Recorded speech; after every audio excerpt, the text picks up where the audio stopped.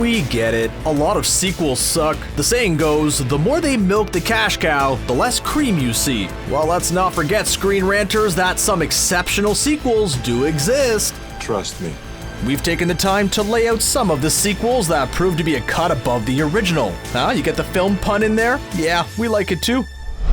If you're gonna talk about sequels, you gotta start with the best #1 movie of #2 movies in recent times. Christopher Nolan's Dark Knight may have changed the face of superhero movies as we know it. The dark, gloomy nature has been implemented into most DC movies, but hardly any as successfully as Nolan did it. After Heath Ledger showed us what psychological chaos looks like on screen, the standard had been set for anarchistic antagonists from here on, and the Scarecrow from the earlier installment a faint, creepy memory.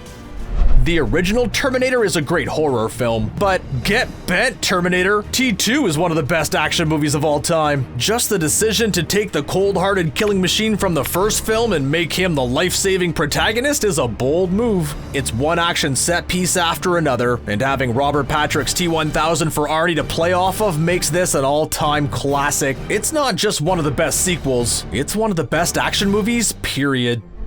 For all the lovable Rocketeer-like charm of the first Avenger, the Russo brothers knew something that we did not. It's fun to watch a Steve Rogers be a Boy Scout, but boy, if it isn't even more engaging to see him take on authority in search of his own moral code. This becomes the ongoing theme with Cap going forward, and it is a perfect direction to take the character to allow him the depth and conflict we needed as an audience to relate to him. The super soldier has never seemed stronger than in this well-choreographed, cleverly written film that flips the World War II idealism on its head to truly represent a country constantly struggling to live up to its own morals.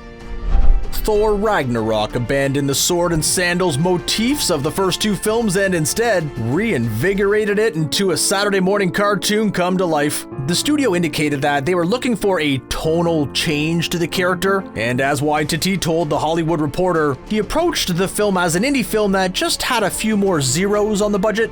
By letting Chris Hemsworth be a more charming jokester than behemoth Shakespearean beefcake, he allowed Hemsworth to flash his improv chops. And Ragnarok became the fire that torched what became before, but allowed the new Asgard to grow.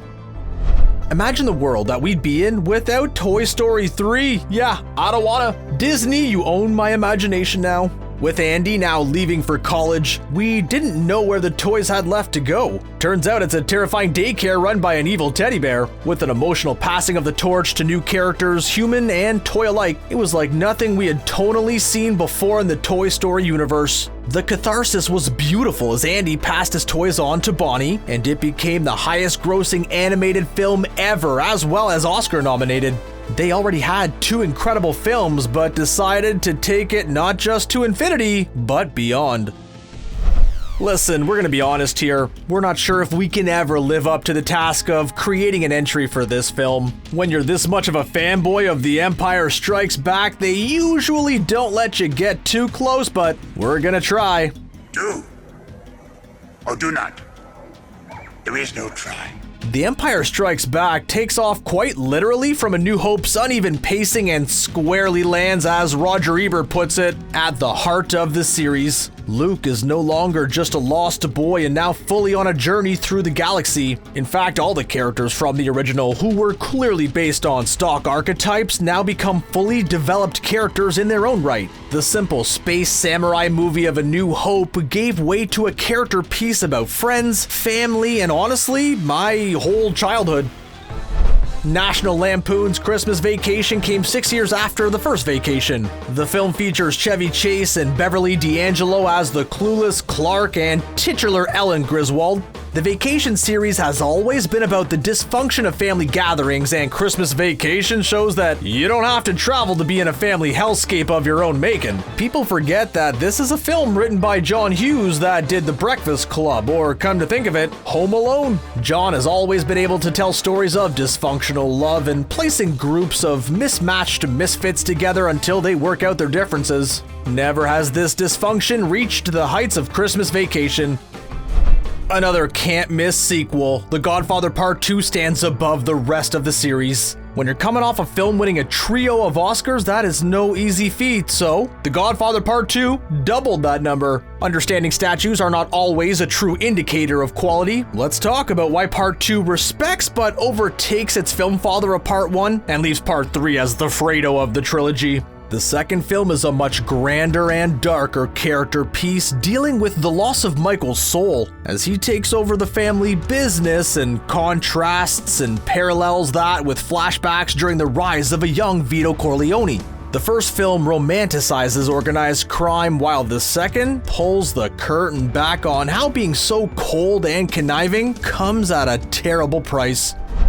Logan is the rare exception of a character who gets better with every entry. Hugh Jackman had portrayed the gold standard of the character in no less than 10 films by this point, and with Logan as a Western-style swan song, he could go out guns blazing, or claws bloodening.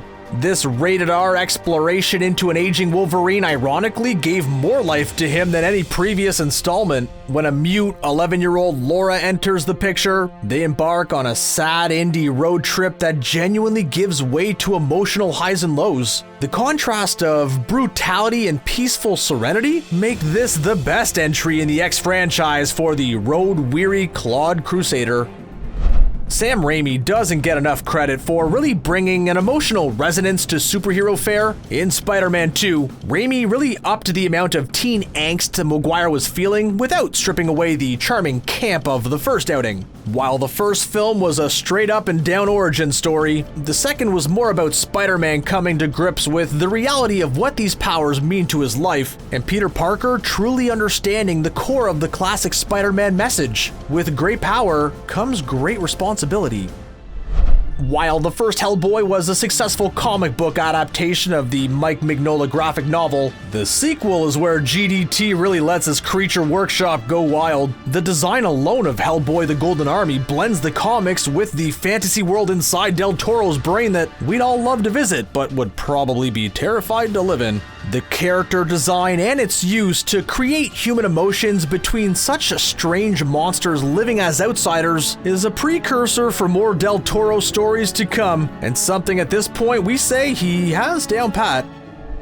Rise of the Planet of the Apes no doubt rescued the franchise from the caricature that it had become previously, but when Matt Reeves takes over directing duties in Dawn, we breathe a whole new life into the intelligent storytelling about intelligent apes. It makes the first film feel more like a setup, while this shows the true rise of the apes as the preeminent species on Earth. It also shows the true capability of Andy Serkis's CGI playground with the most believable apes on horses ever witnessed, but also the deep emotive nature of a struggling leader. Caesar wants to be peaceful, but he's aware of the danger the humans pose to his tribe. Most people wouldn't recognize that The Silence of the Lambs is actually a sequel to Michael Mann's Manhunter. Hannibal Lecter is played by an immaculately creepy Anthony Hopkins and cleaned up, winning 5 Oscars. If you want to remember what horror thrillers used to look like before the hack and slash days, this is the film to watch. Jonathan Demme serves up edge of your seat suspense like a nice Chianti and just pulls you in as Hannibal says it. Closer. Okay, for Wrath of Khan, we're just gonna ask you to sit back and watch it. Star Trek the Motion Picture clearly had a feeling of trying to compete with Star Wars, and Khan was actually originally intended for TV. That's why it shines, as the film is a scaled-back, clever character movie that delights with the enthusiasm of the actors. Khan and Kirk are never in the same room, but you feel their face-off. Centering a motif around Shatner's age was genius and led to themes of mortality, making this easily the most relatable of the Star Trek series. Much like Terminator 2, Aliens takes a small-scoped horror film and blasts it into an existential action blockbuster. What makes Aliens stand out is simple: Ripley. Though she's not a powerful force in the first film, it's the second film that really explores the themes of motherhood. She's coming to terms with the fact that she's lost her own daughter, and then coming across Newt and viciously acts as her protector. Ripley has a motivation for being even more of a badass, and takes on the alien queen in what might be one of the most epic climaxes in an action movie. With James Cameron action from end to end by the time the credits rolled, I felt like Private Hudson when he said, "Hey, Maybe you haven't been keeping up on current events, but we just got our asses kicked, pal. See, Screen Ranters, sequels can be more than just a thinly veiled attempt at hawking a few more licensed lunchboxes. Come to think of it, is there a name for when the first film is good, the second's better, and the third is the worst? Pulling a Godfather, maybe? Can we make that a thing? Perhaps a video for another time. See ya.